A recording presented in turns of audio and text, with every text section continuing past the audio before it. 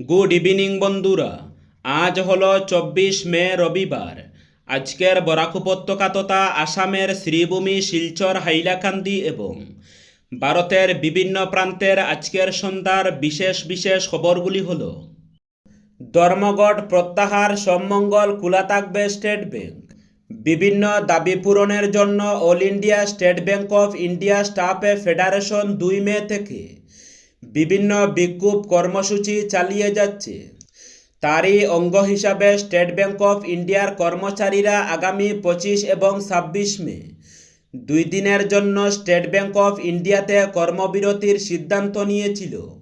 তারপর থেকে লাগাতার কর্মচারী সংগঠনের সঙ্গে ব্যাংকে কর্তৃপক্ষ দ্বিপাক্ষিক কথাবার্তা চালিয়ে যাওয়ার ফলশ্রুতিতে ব্যাংকে কর্তৃপক্ষের কাছ থেকে সদর্থক এবং ইতিবাচক প্রক্রিয়া পাওয়ায় ঘোষিত কর্মবিরতি আপাতত স্থগিত রাখা হয়েছে বলে জানানো হয়েছে।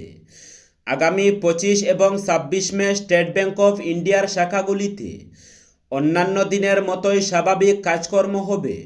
গরু কুরবানি নয়, 12 দফা পরামর্শ ইসলামিক সেন্টার অফ ইন্ডিয়ার। বকরি ঈদ উপলক্ষে অল ইন্ডিয়া মুসলিম ল বোর্ডের সদস্য এবং লখনউয়ের ইসলামিক সেন্টার অফ ইন্ডিয়ার চেয়ারম্যান মৌলানা খালিদ রশিদ ফিরাঙ্গি মাহালি 12 দফা নির্দেশিকা বা অ্যাডভাইজরি জারি করেছেন। জাতীয় স্তরের এক সংবাদ সংস্থাকে দেওয়া সাক্ষাৎকারে খালিদ রশিদ জানিয়েছেন, দেশের মুসলিম সম্প্রদায়কে শুধুমাত্র সেই সব পশু কুরবানি দেওয়ার পরামর্শ দেওয়া হয়েছে যেগুলির উপর কোনো আইনি বাধা নেই। তিনি জানিয়েছেন, বিশেষত গরু কুরবানি করা উচিত নয়, কারণ তা দেশের আইনের পরিপন্থী। ওই নির্দেশিকায় বকরি ঈদ পালনের সময়ে জনশৃঙ্খলা, পরিচ্ছন্নতা ও পরিবেশগত দায়িত্ব পালনেও গুরুত্ব দেওয়া হয়েছে। নামাজ পড়ার জন্য রাস্তা বা জনবহুল জায়গা ব্যবহার করা থেকে বিরত থাকতে অনুরোধ করা হয়েছে। খালিদ রশিদ জানান, মুসলিম সম্প্রদায়কে নির্দেশ দেওয়া হয়েছে ঈদগাহের ভেতরে এবং মসজিদের সীমানার মধ্যেই নামাজ পড়তে হবে। কুরবানির সময়ে পরিচ্ছন্নতা ও স্বাস্থ্যবিধির উপর বিশেষ নজর দিতে হবে। পশুর বর্জ্য বাইরে ফেলা যাবে না। বর্জ্য ফেলতে হবে পুরসভা বা পঞ্চায়েতের ঠিক করে দেওয়া জায়গাতেই। খালিদ রশিদ আরও জানিয়েছেন, কোনো জনবহুল জায়গা, গলি বা রাস্তার পাশে কুরবানি করা উচিত নয়।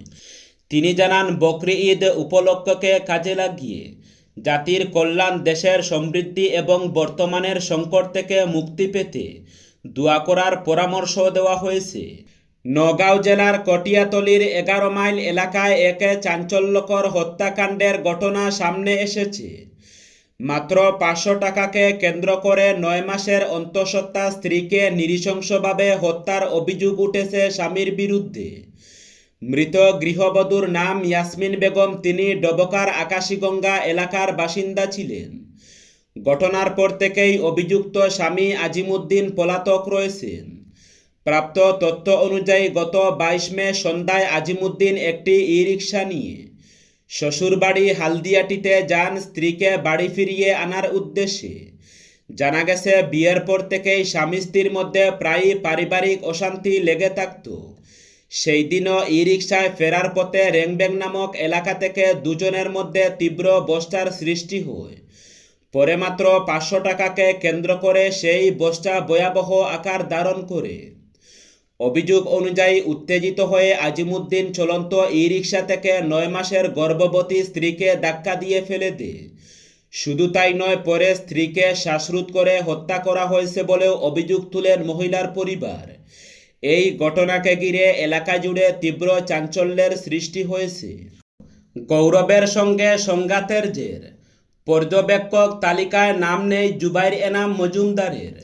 অসম প্রদেশ কংগ্রেসের জেলা পর্যবেক্ষক তালিকা প্রকাশের পর দলীয় অন্দরে নতুন করে আলোচনা শুরু হয়েছে। শনিবার রাজীব ভবন থেকে প্রকাশিত এই তালিকায় রাজ্যের 35টি জেলার জন্য পর্যবেক্ষক নিয়োগ করা হয়েছে বলে জানা গিয়েছে। কিন্তু সেই তালিকায় আলগাপুর কাটলিছড়া বিধায়ক জুবের এনাম মজুমদারের নাম না থাকায় রাজনৈতিক মহলে প্রশ্ন উঠতে শুরু করেছে। কংগ্রেসের 19 জন বিধায়কদের মধ্যে 18 জনকেই পর্যবেক্ষকদের দায়িত্ব দেওয়া হলেও জুবের এনামকে বাদ রাখা হয়েছে বলে সামনে এসেছে। পর্যবেক্ষকদের তালিকায় বরাকের অন্য 3 কংগ্রেস বিধায়কও জায়গা করে নিয়েছেন।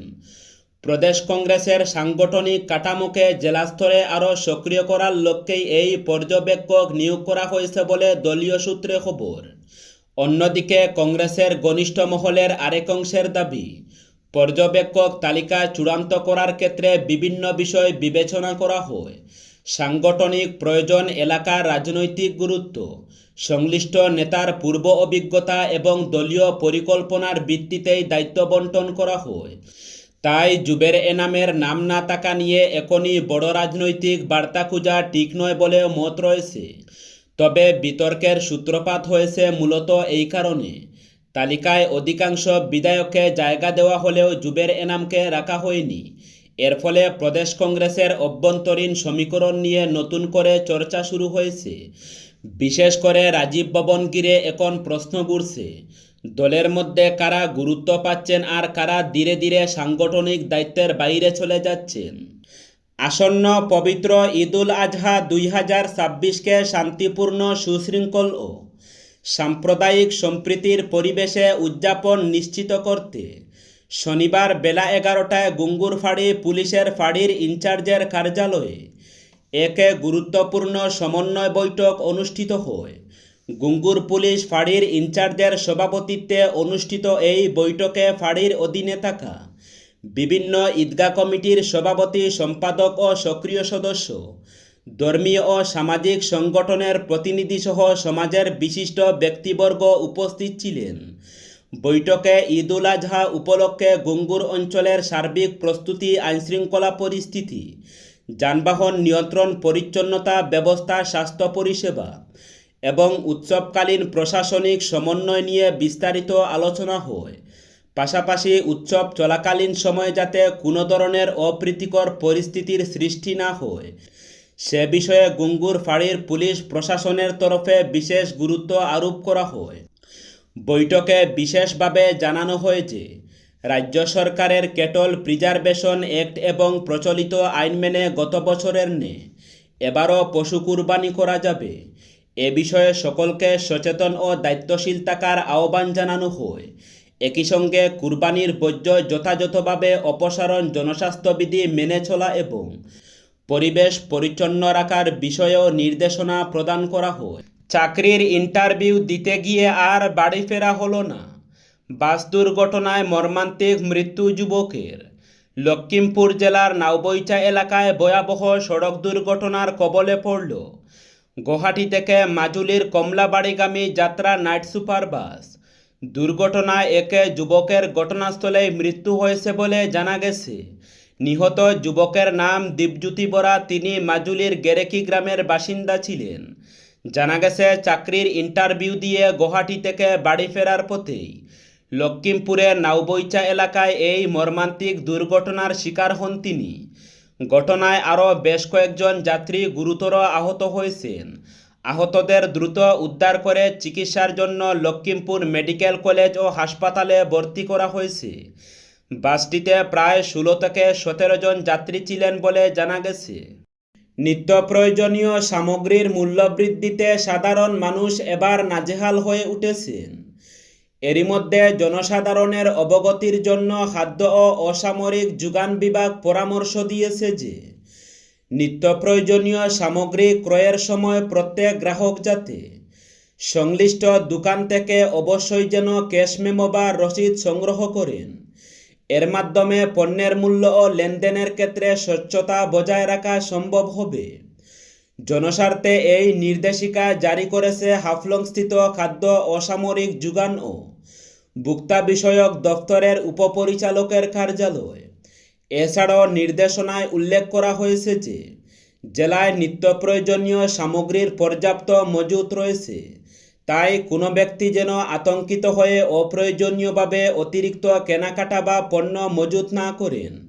জেলা প্রশাসনের পক্ষ থেকে সকল নাগরিকদের স্বাভাবিক ও সচেতনভাবে বাজার করার আহ্বান জানানো হয়েছে।